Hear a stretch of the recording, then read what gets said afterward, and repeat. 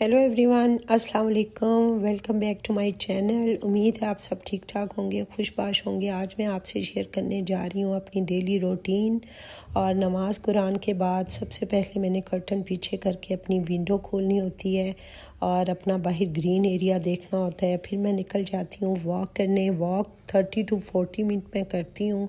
जैसा कि आजकल मौसम चेंज हो रहा है और वॉक जो है वो कभी स्किप हो भी जाए तो मैं घर में थोड़ी बहुत एक्सरसाइज कर लेती हूँ। और या फिर ये होता है कि रात को डिनर के बाद वॉक कर लेती हूँ। 8 बजे डिनर करती हूँ तो 1 घंटा वॉक कर लेती हूँ। आके इशा की नमाज़ पढ़ी और ये है कि फिर थोड़ा बहुत मोबाइल यूज़ करने के बाद सो जाती हूँ। तो वॉक करके जब जनाब आती हूँ तो ये है कि डेली बेसिस पे जो थोड़े बहुत घर के कपड़े इकट्ठे हुए होते हैं वो मैं मशीन लगा देती हूँ और थोड़ी देर के लिए फ़्रेश होती हूँ। फिर मैं नाश्ता करती हूँ। नाश्ते का मैंने ऑलरेडी कह दिया। आज मैंने उसे सैंडविच बनाने के लिए कहा है क्योंकि ये है कि पराठा या रोटी या कुछ भी खाने को दिल नहीं कर रहा था। तो पहले जो मदर्स होती थी वो बहुत अच्छी होती थी, हेल्दी डाइट हमें दिया करती थी। याद है हमें बचपन में हमारी अम्मी कहती होती थी अंडा भी लो, योगर्ट भी लो, पराठा भी लो। अब तो जो है ना वो जनरेशन बस ब्रेड लेते हैं और चिकन स्प्रेड ले लिया या कबाब ले लिए। ये इस तरह की आइटम जो है ना वो ज़्यादा डेली बेसिस पे यूज़ होती हैं। तो नाश्ता हैवी करना चाहिए। बिल्कुल जैसे कि देखें हमारी बॉडी जो है ना वो एक मशीन की तरह है और आपको चाहिए कि कम से कम नाश्ता जो आप हैवी लें। हाँ, दोपहर में हल्का फुल्का सैलड आप यूज़ कर सकती हैं। नाश्ते के बाद अच्छा जी मेरा सबसे पहला काम क्या होता है कि मैंने अपना खाना रेडी करना होता है, हंडिया रखनी होती है। खाना हमारा तकरीबन 3 बजे के करीब सब लंच करते हैं, लेकिन वो 3 बजे करें, 4 बजे करें, 2 बजे करें, मेरी कोशिश होती है कि मैं हंडिया टाइम पे बना लूँ। तो करेले रखे थे, फ्रीज़ किए हुए थे, करेले ही रखूँगी। करेले और पालक की ये 2 चीज़ें ऐसी हैं जो मैं यानी कि कुछ दिन पहले ही मंगवा के पालक जो है वो बॉईल करके रख लेती हूँ और करेले भी इसी तरह अच्छी तरह नमक लगा के वॉश करके वो रख लेती हूँ। करेले एक साइड पे रख दिए हैं मैंने, एक साइड पे कीमा रख दिया है। तो यह है कि हल्की आंच पे ये भी होता रहेगा और साथ में जो घर के काम हैं वो भी होते रहेंगे। रूम में मैं आ गई हूँ और अब ये है कि रूम की छोटी मोटी चीज़ें समेटूँगी। जैसा कि आप देख रहे हैं मैंने वाटर प्रूफ जो है ना वो कवर चढ़ाया हुआ है मैट्रेस पे।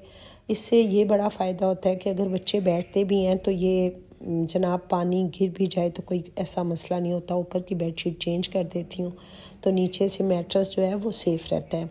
मैट्रेस मेरा है मेडिकेटेड और बेडशीट चेंज करना भी एक जो है ना वो बहुत बड़ा काम है मेरे लिए। मैं जब भी चेंज करती हूँ तो मेरे अच्छे खासे शोल्डर हिल जाते हैं। बहुत हैवी है, खींच के मैंने ला के उस तरीके से बड़े तरीके से बेडशीट बिछानी होती है।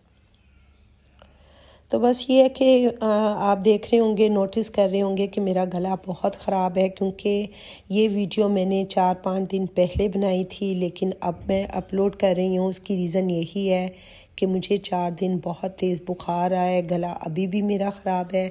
आप नोटिस कर रहे होंगे कि मेरी आवाज़ बहुत ख़राब आ रही है। अभी भी है कि मैं मेडिसिन सिरप वगैरह ले रही हूँ, एंटीबायोटिक ली है मैंने। बुखार तो नहीं है लेकिन अभी भी मेरा जो गला है वो ठीक होने का नाम ही नहीं ले रहा क्योंकि मौसम चेंज हो रहा है। और यकीन करें ये 4-5 दिन तो मैं वॉक भी नहीं कर सकी। बिल्कुल थोड़ी बहुत एक्सरसाइज कर लेती थी या घर में चक्कर लगा लेती थी, बिल्कुल भी हिम्मत नहीं थी।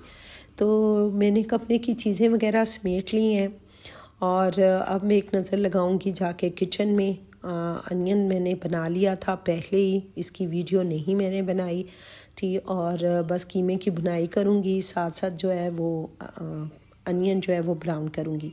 अच्छा जी, मैंने बहुत से लोगों को देखा है कि वो अनियन ब्राउन नहीं करते और इसी तरह करेलों में डाल लेते हैं। बहरहाल ये उनकी अपनी चॉइस है, हर एक का अपना टेस्ट होता है, अपना तरीका होता है। मुझे ब्राउन करके ही अच्छा लगता है। तो स्पेशली जब बिल्कुल करेले रेडी होने को होते हैं तो मैं थोड़ा सा इसमें योगर्ट ऐड कर लेती हूँ और बिल्कुल हल्की आंच पे रख देती हूँ। 10 मिनट के बाद फिर मैंने इसमें गरम मसाला डालना होता है और मेरे करेले रेडी हो जाएंगे। योगर्ट डालने का ये फ़ायदा है कि एक तो इसकी कड़वाहट ख़त्म हो जाती है, दूसरा इसका टेस्ट बहुत अच्छा करेलों में आता है। तो इसलिए मैं योगर्ट लाजमी ऐड करती हूँ।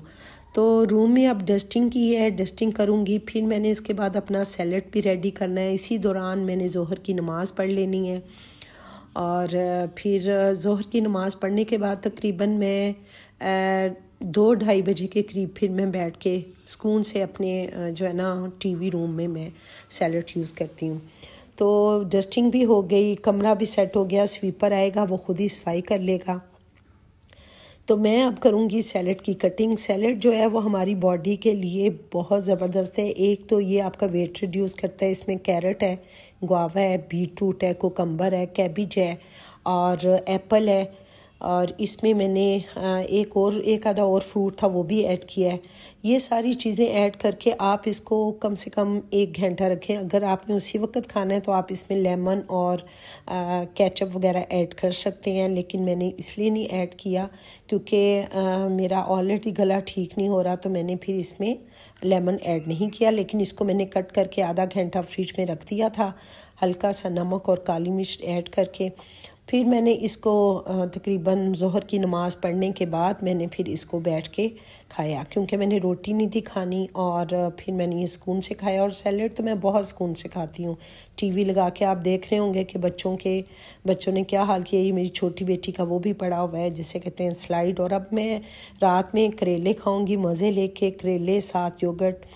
तो ये थी मेरी सारी डेली रूटीन। असर और मगरिब की नमाज़ भी इसी दौरान पढ़ी। मुझे दुआओं में याद रखिएगा, सब्सक्राइब करिएगा। Thank you so much.